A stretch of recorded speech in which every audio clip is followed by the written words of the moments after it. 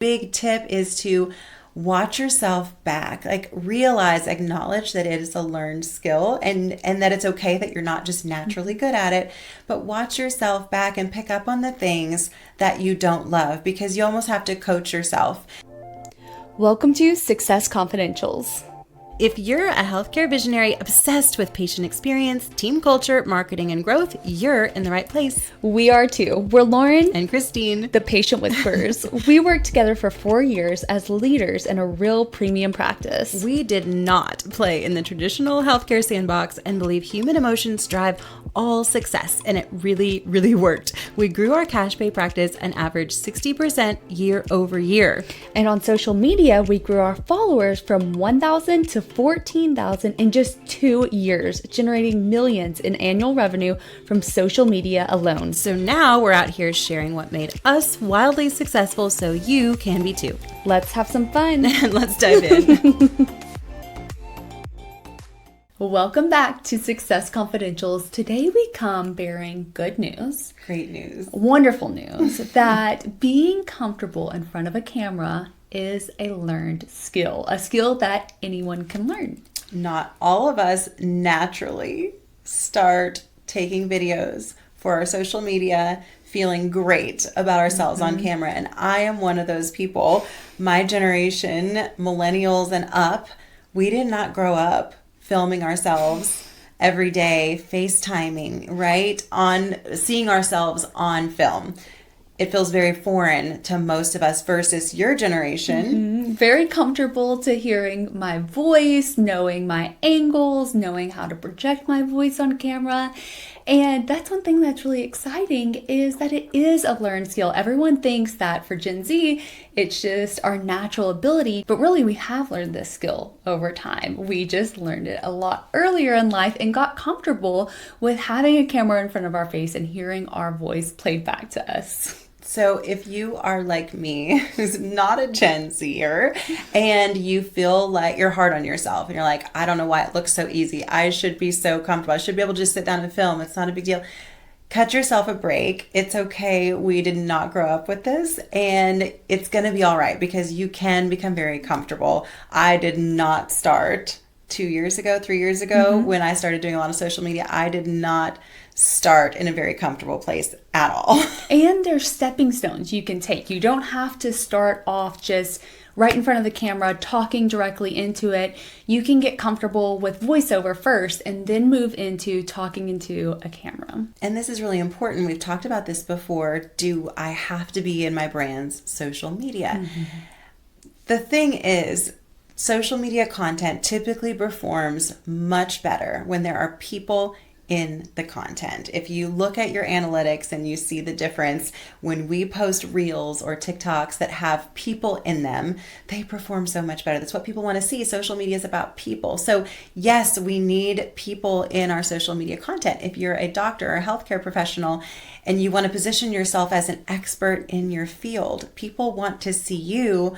Harvard psychologists say people are judging us immediately, and this definitely stands online on social media. Do I like you? Do you care about me? And can I trust you? And that's the best way to earn those feelings is directly through the camera with our audience. A practice and healthcare professional specifically comes to mind that was not comfortable speaking on camera, but was so incredible with patients. But she understood the importance and the role she played on social media for the practice. So she was really willing to work on it and work her way up to talking on camera. So we first started with B-roll video, which is video of her just doing her everyday job. She's not talking or directly looking at the camera, and it's playing in the background as there's music on the video and text that comes up that educates the patient on their specialty or services they offer.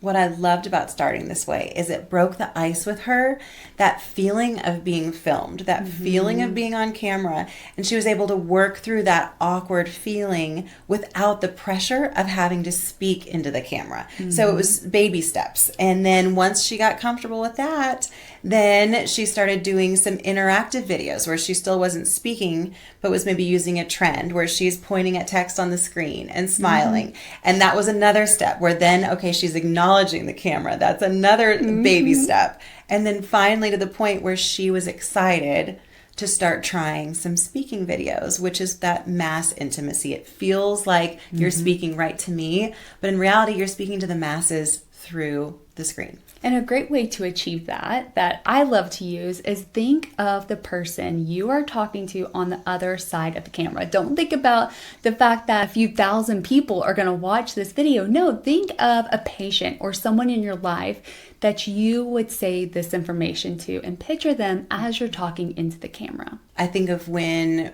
we started the Patient Whispers, and all of a sudden I had to be in content. In practice, I didn't have to be in content, right? We had our doctors, we had our marketing team. I was behind the scenes. So it was really awkward for me at first to realize, shoot, I have to be in content now.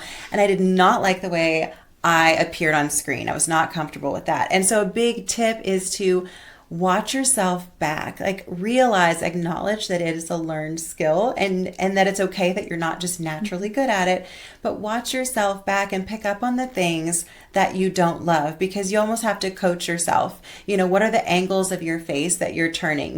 Does your chin need to go up? What is the thing you do with your mouth that you're like, I didn't even know I do that, and make that face, and really almost coach yourself on what do I not like about this video, and how do I stay genuine and authentic, but actually improve how I come across on film.